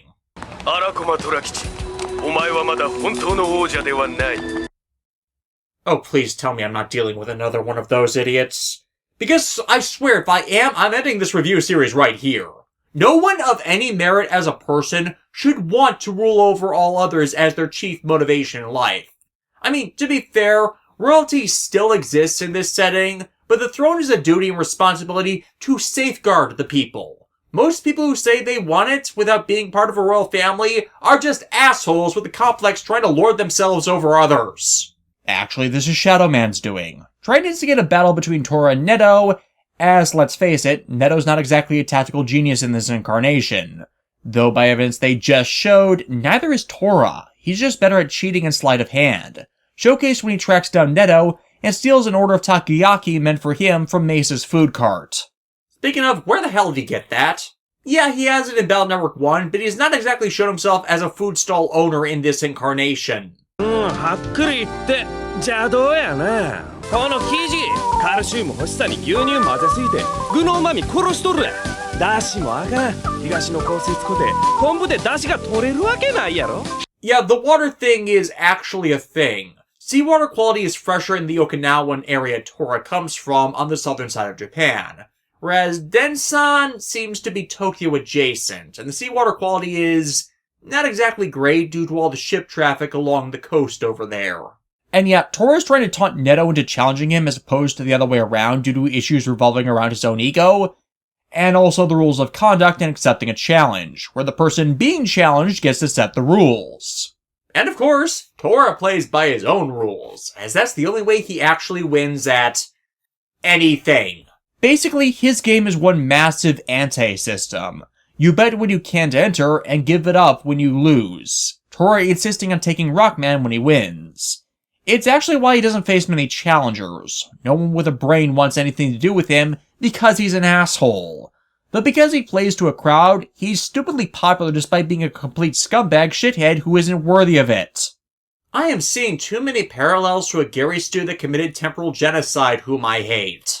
Well, that, and the style of net battle he uses. A net chess battle. As it takes Tora forever to actually explain because he fails to introduce himself as a player of it, it isn't actually practiced much. Though surprisingly, Mail is a player of it herself. Which actually kinda makes sense, and fits her tendency to utilize support virus chips in her operation of role, as all the chess pieces are battleship versions of tamed viruses as well. What I dislike about this is what I dislike about the Gospel Arc's interpretation of Neto overall. Them repeatedly playing the idiot card with the guy. Again, dense and impulsive do not immediately equate him with brain dead. We have seen him be smart before. There's no need to berate him as stupid when there is evidence to the contrary on that. Regardless, Roll and Mail take on the role, pun, of the redheaded Q1 on the board. Okay, that Code Geass joke at the beginning was just me making a snarking reference, not an encouragement of the show to start doing it for me, even though it was made long before Code Geass was a thing. And thanks to Rush, he gets the proper virus programs in place for the actual game, and advised Neto on how to actually play. Of course, throughout this, Tora showed himself to be cheating at his own rules, first by giving Neto a set of pieces that were super weak and worthless that Mail initially called out when she joined, and then by performing illegal moves in the game. I think. As the problem with such a story as this involving games within games is, if you don't set up and introduce the rules they are using for this special event, then the cast can pretty much do anything, and you won't see it called out. I actually really suck at chess, but one of the hallmarks to it is you can only move one piece per turn. So strategies between players take time to actually manifest a pattern that's predictable and can be countered if your own pieces are in the right places to do so without screwing yourself over. It's a game that requires both mastery of long-term strategy and short-term tactics to actually succeed at, and the ability to shift between them on the fly. And I personally suck at it, as I'm a master of more short-term tactics in such games. Usually if I can tell what a person's going to do in a turn or so, then I can usually get ahead of them. Give me a complete set of trading cards to build a deck out of, and I'm likely to be able to make something strong that can respond to most situations that my opponent is likely to box me into. As long as I'm not playing against someone playing something tier 1 or 0. But tell us about the guy using a specific strategy that's famous in the world without first establishing that. In specific, Tora uses a strategy known as Fu-Rin-Ka-Zan that plays defensively until an opponent's army is scattered before charging the field, and you're not going to have the appropriate background with that game to appreciate what he's doing, or how he might be defaming it.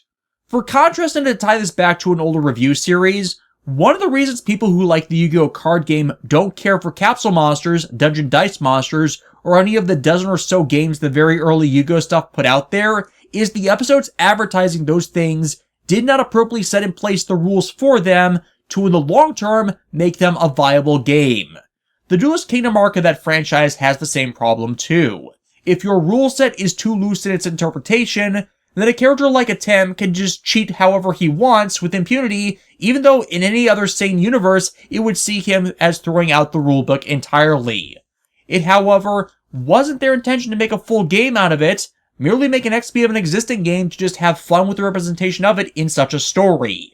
Here, like, I get you want to do the chess thing for King Man, and a lot of people find chess boring. Unless, again, Code Geass. But it would be nice if they even bothered to set the stage of the game so we have a workable frame of reference to getting all of that. Then why are you playing black if the white pieces, sometimes the red pieces, depending on what chess set you have, are the ones that move first? Of course, the big flaw in all this, beyond Toru's cheating antics, is Rockman isn't like other Navis Toru's faced in that he is a battle specialist which can, with his main weapon, smash his chess pieces faster than he can counter with them. And without pawns, knights, rooks, and bishops, he's kind of going to struggle with the counterattack.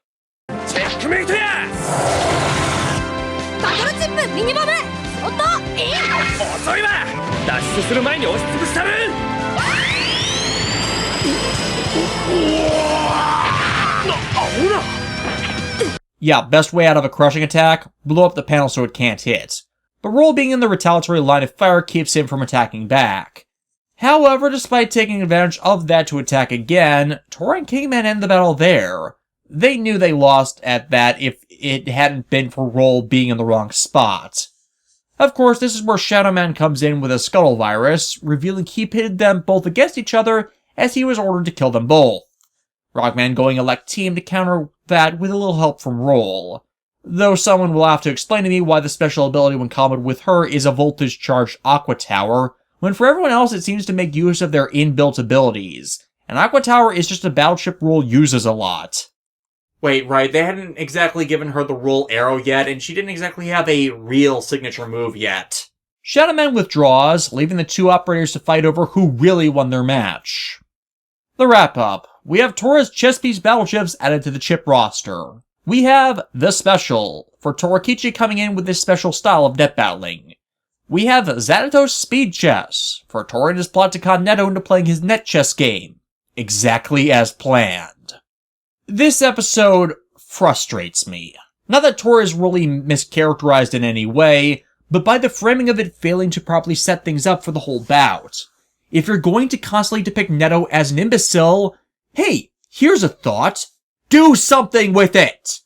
Don't use it as an insult. Challenge him to better himself and improve at things other than his small niche of interests.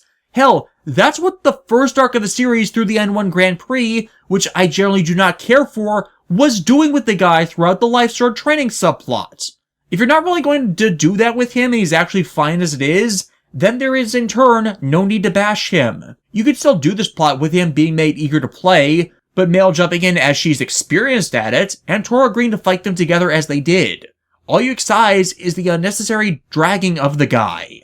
Toru does not in any way appear after this. This is ultimately just filler using one of the one-off net operators and navis from the games, something that happens more down the line as the active cast roster for the series fills up. If memory serves, there are a few later on that never really make it to any noticeable prominence or appear properly, but I'm blanking specifically on who as of this moment joins Toru in being a one-and-done character. If you like Toru in Battle Network 3 though, then this interpretation likely isn't for you. Fortunately, the guy makes an appearance in a few chapters of Ryo Takemisaki's manga adaptation of the series, but even there he doesn't make much of an impact and leaves the cast once it finishes its adaptation of the Battle Network 3 content around Volume 7. This is the third filler episode within the greater Gospel arc, where Shadow Man sets some manner of chaos into motion to thwart our heroes, and it is by far not the last.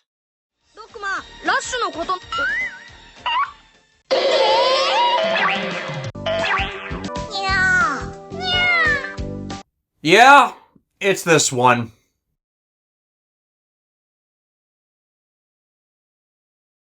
In a virus lab, a lightning strike screws over the locking controls of one of its storage cages, releasing a cat robot from its imprisonment to threaten the world.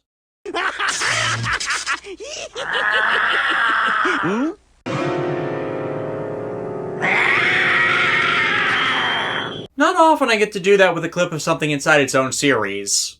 The thing about that cat, though, was it was quarantined due to having a particularly virulent substrain of a data virus, one that can infect other viruses and AI in general, thus resulting in catastrophe.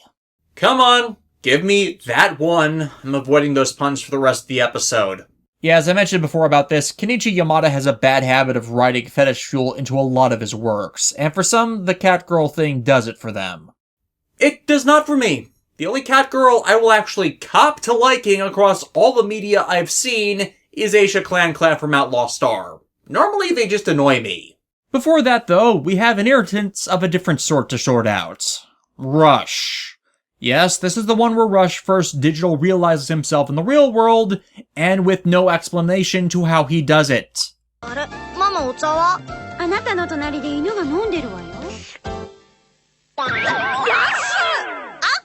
Well, at least he can't talk. And at least Netto reacts as he should be, even wondering if Rush is projecting himself as a hologram from a device. Sadly, mobile emitters and light beam technology hadn't quite been invented in this setting yet. That's still a few PET generations off.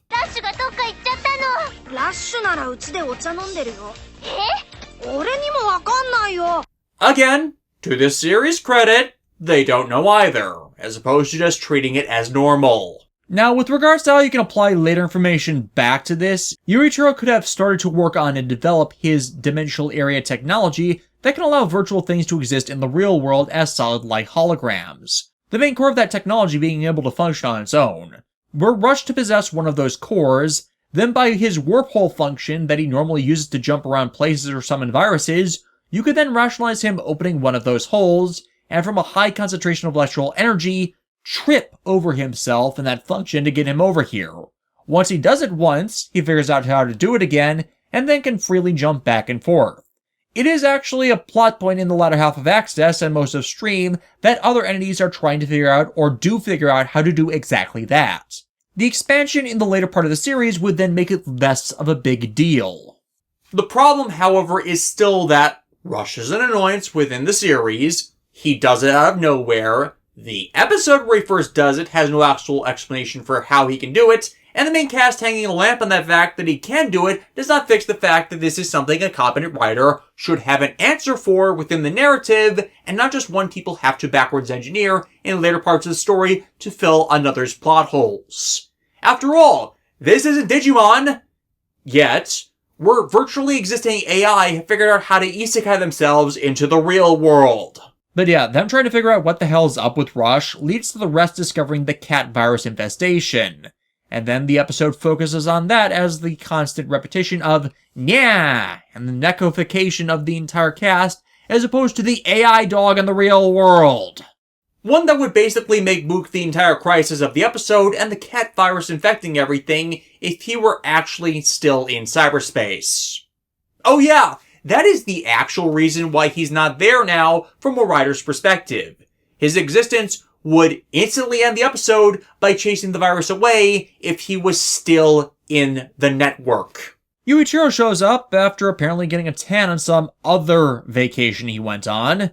Once more, there is no explanation to this, and it really freaking needed one, and no, the Hawaiian shirt is not a setup and explanation into and of itself for a later episode in the series. And of course, to discredit my earlier idea that this is connected to his later dimensional area research, Yuichiro has no idea how Rush is here either. Again, him doing this is never actually answered.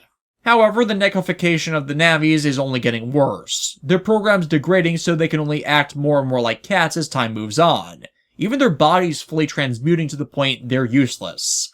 They need a vaccine against this program and fast, meaning they need to trace back the original virus that escaped before it's too late, leading to catty antics from the Navis in their search, ultimately finding in the park nets, but unable to pin it due to their current state.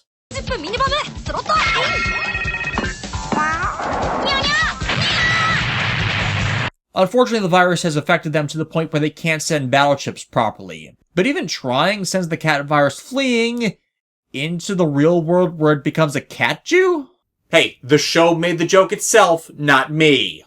Which in turn leaves it to Rush to save the day, as he's the only program that's not become a cat.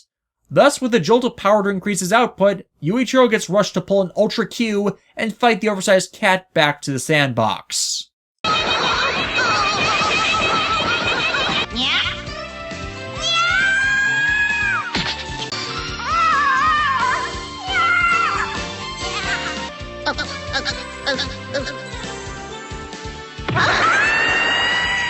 And with it back on the net, the other Navis can work to catch it with a bit of misdirection from another battle chip, and Neko Team style.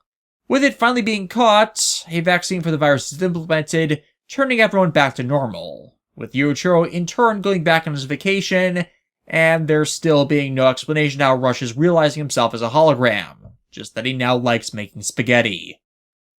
The wrap-up. This one is just... While it is important to the story arc of the series due to it being the first to present digital realization as a thing that can happen, the fact it does it out of nowhere and has no actual means in the plot to explain it drags it down for me. Again, this is less harmful long-term as Yuichiro then works out the hows to it and later viruses and Navis can do it on their own without its assistance as the story built that such things were possible. It's just how they started that was the problem. In Access, Stream, and Beast, there was a natural progression to the technology, which started with the generator requirements, and then the advancement of programs that worked off of EM fields to make them be capable of manifesting on their own that all worked together naturally. Hell, the EM wave change thing in the Star Force series works under very similar principles and explains itself on its own, so it gets thrown a mulligan there. Rush, however, does not. Even in universe, his sudden ability to do it is never really explained. Merely a story device they kept around for him after it was first used to get him out of the story, so it wouldn't originally end it prematurely. The later series benefited from digital realization of other characters and enemies, not so much when it comes to Rush. I know there's those in the fandom who find this episode some decent slapstick. There are others that view it as fetish fuel, as sentient beings becoming part cat is a turn-on for them. Don't say they don't. I've been on the internet long enough to know what a furry is and what transformation fanatics are into. But for me it falls short due to the elements they refuse to explain. And yes, not everything in a story needs explanation to work. But if it is a central plot point that narrative hinges on, sorry, you need it to be explicable and work off of a consistent rule set from the start.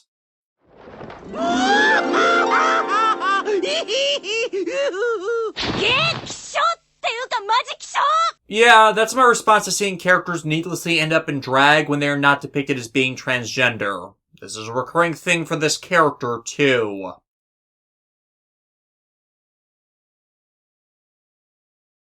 At a random ramen shop, Midori comes into the store depressed as, well, she's in a rut and working for Maha Ichiban to revive World 3 is more and more looking like a complete dead end.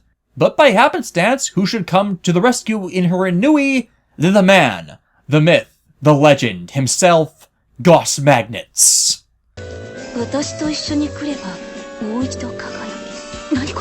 Is that a pickup line? Didn't you have a wife at some point to actually be able to have Tesla? Actually, he's offering a down-on-her-luck woman a job like the good-natured philanthropist he is. Allow me to introduce Midori Iroaya, Sexy Secretary Edition. Have I mentioned before that I inexplicably have a thing for tsundere redheads?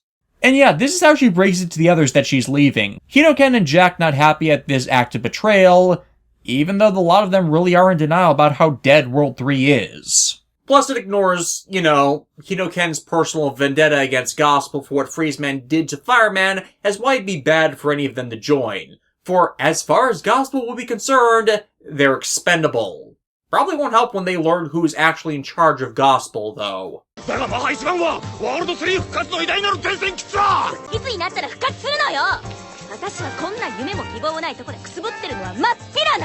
Again, show me where this is wrong. I consistently keep saying that Midori's the only actual smart one out of this foursome. Sure, Hinoken's got passion, but his obsessions drive him too much too far a lot of the time. Though Mahajirama leaves open the door to her returning whenever she wants for the eventual reset button. Meanwhile, Mesa briefs Neto on Gospel operatives coming into the country, and then wanting him to participate in one of their operations to, well, literally unmask the agents at a gospel masquerade ball that Goss apparently throws with regularity. Goss in turn is making his own overtures and wooing Midori more deeply to his side. If you're wondering why she's in a bikini, she was sunbathing out at his pool in the scenes before this. Revealing he's a long-term core supporter for Dr. Wily's actions and idolizes the guy for his own, rather insane, efforts to make the world better and crush what they both view as a corrupt society. Though considering merchandising is a necessary evil to finance projects these days, it makes me wonder how Wily, as a wanted fugitive, managed to get merchandise made of himself. If he did it on his own for a limited printing, well, that's money you're taking away from financing your own schemes. That's exactly what I'm asking!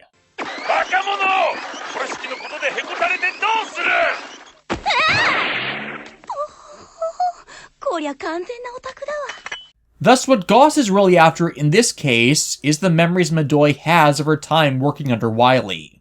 Again, Goss is a bad guy, but he's one of those bad guys who's not a bad guy. And precious memories are likewise priceless to him, and best shared to and by those who appreciate them.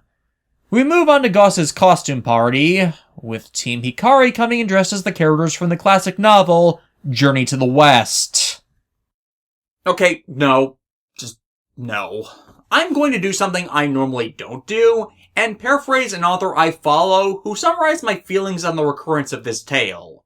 Journey to the West is an overused and overtold story that holds no weight to it anymore. Its only purpose these days is to give unimaginative authors inspiration for cheap adaptations, homages, and a quick buck, and can ultimately be summarized as the ancient horror of Oriental stories that just won't fade away or die already due to how derivative referencing has actually become. Case in point.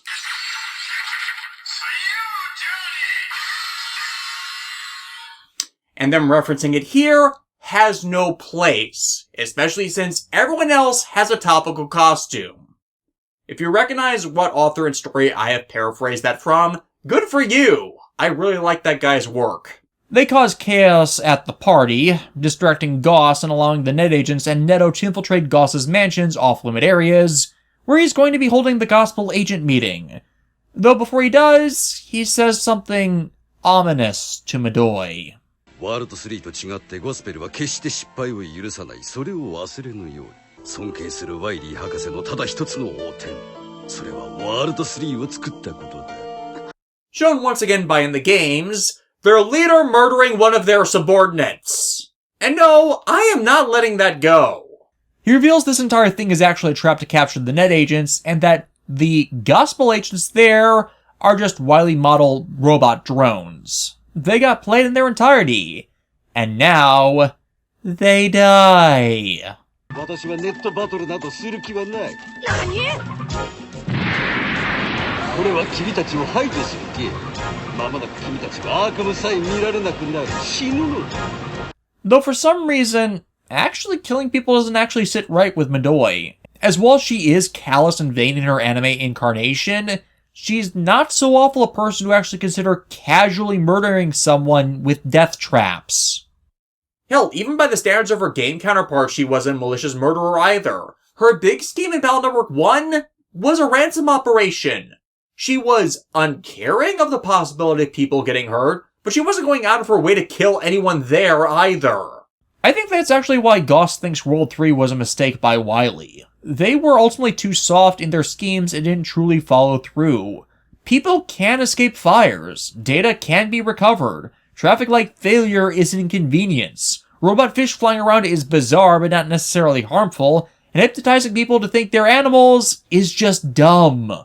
Hell, as often as not, their schemes pointed out the problems of everything being directly connected to the network as it was. Malfunctioning AI should not be able to get into anything that spews fire, or screws over a transit system, or potentially get into the system of a nuclear reactor to make it go off, and no, I still have not let that stupid plot point from .hack.gu go. And despite how Wily oversaw and improved all of them in his own goals to bring down the current network society he hated, it's as I said, they weren't working towards any actual end goal, thus were honestly wasting their time. If they actually said why they did what they did in each attack to show why the current state of things was bad, that would be different. but that shows the entire lack of follow-through from their incarnation. Goss believes he actually is following through by killing his enemies before they can become a true threat to their bigger operations. Which makes sense. If he imprisons them, they have a chance of escaping and screwing with things at the worst time. However, there's another factor to this that goes unexplored. A true victory is to make your enemies see they were wrong to oppose you in the first place. To force them to acknowledge your greatness. Then you kill them. Only if it's necessary.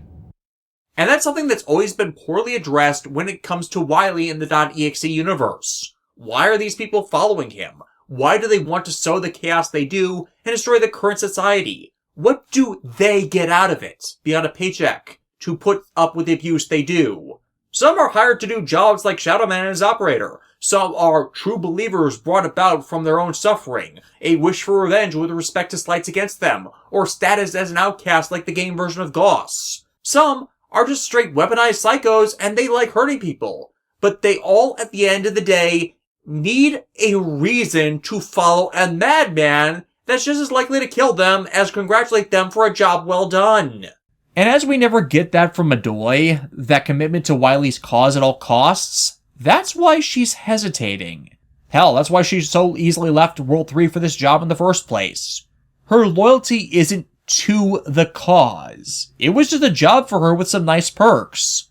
But also a boss and manager that treated her like crap, and now her new boss is asking her to be accomplice to murder and get used to doing it. And just like before, she can't commit to going all the way. 私はもう一度輝きたかっただけ。でも違う。何かが違う。私はどうしたらいいの？マハジャラマがくれた。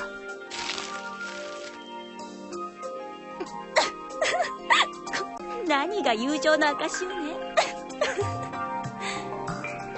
みんな。バカ者！これ式のことでへこたれてどうする？ So when Rockman jacks into the system to save Neto and the agents' lives, she helps him, and saves a lot of them from a watery grave.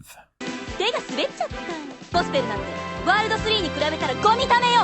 同じ悪党でワールド3には溢れるほどの愛があったわ。愛ですって？